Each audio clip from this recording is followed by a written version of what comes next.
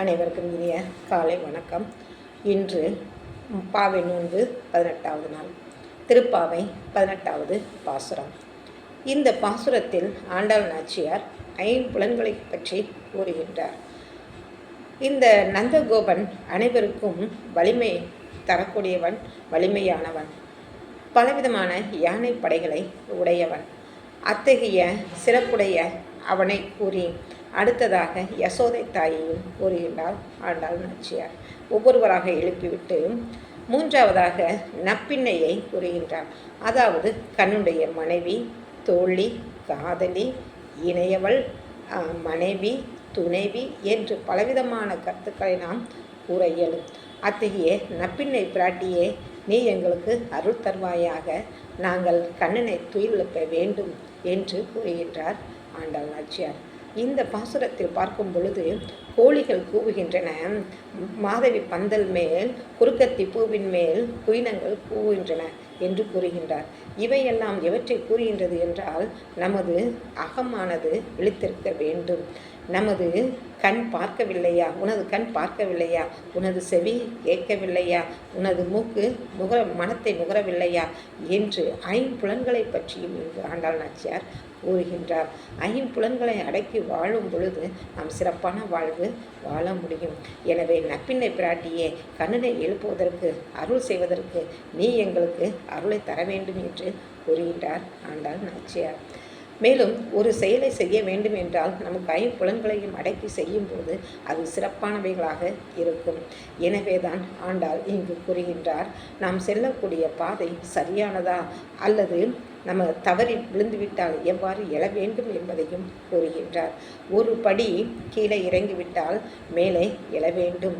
இதற்கு ஐம்புலன்களும் நாம் அடக்கி வாழ வேண்டும் என்பதையும் இங்கு ஆண்டாள் நாச்சியார் கூறுகின்றார். இந்த ஐம்புலன்களை அடக்கும் பொழுது நமக்கு முன்னடி எவ்வாறு எடுத்து வைத்தோம், பின்னடி எவ்வாறு எடுத்து வைக்க வேண்டும் என்ற காட்சியை நமக்கு காட்டுகிறாள் ஆண்டாள் நாச்சியார். இந்த ஒரு செயலை நாம் செய்யும் பொழுது, அதாவது இன்று நாம் ஒரு தொழிலை செய்ய வேண்டும் என்றால் எத்தனை யோசிக்கின்றோம். ஆனால் ஆண்டாள் அன்று யோசித்து உலக வாழ்க்கையில் எவ்வாறு ஈடுபட வேண்டும் என்பதையும் இறைவனுடைய பாத கமலங்களை அடைவதற்கு வழியையும் இங்கு கூறுகின்றார். திருவெம்பாவை பாடல் 18. இந்த திருவெம்பாவையில் மணிவாசகர் இந்த உலகத்தில் சூரியன் தோன்றும் பொழுது நட்சத்திரங்கள் எல்லாம் மறைந்து விடுகின்றன. இரண்டாவது, சிவனுடைய ஒளி வடிவ காட்சி நமது தேவர்களுடைய மணிமொழியில் இருக்கக்கூடிய மணிகள் எல்லாம் ஒளி இழக்கச் செய்கின்றன. அதை போலத்தான் இந்த சிவனுடைய காட்சி நமக்கு கிடைக்கின்றது. அவனுடைய காட்சியை நாம் காண காண அருள் கிட்டுகிறது. இந்த திருப்பாவையில் ஒரு செய்தியை நாம் காண முடிகின்றது.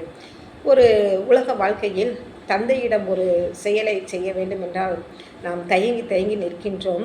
கேட்போமா வேண்டாமா என்று 100 முறை யோசித்துவிட்டு வேண்டாம் என்று ஒதுக்கி விடுவோம்.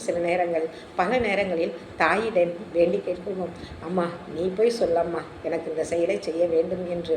அப்பொழுது தாயிடம் செல்லும் தந்தை உடனடியாக அந்த செயலை செய்து விடுகின்றார். அதை போலத்தான் இங்கு ஆண்டாள் நாச்சியாரும் தாயிடம், நப்பிண்ணை பிராட்டியிடம் கேட்டு நமது கண்ணபிரானுடைய அருளை கேட்கின்றார் என்று தோன்றுகிறது.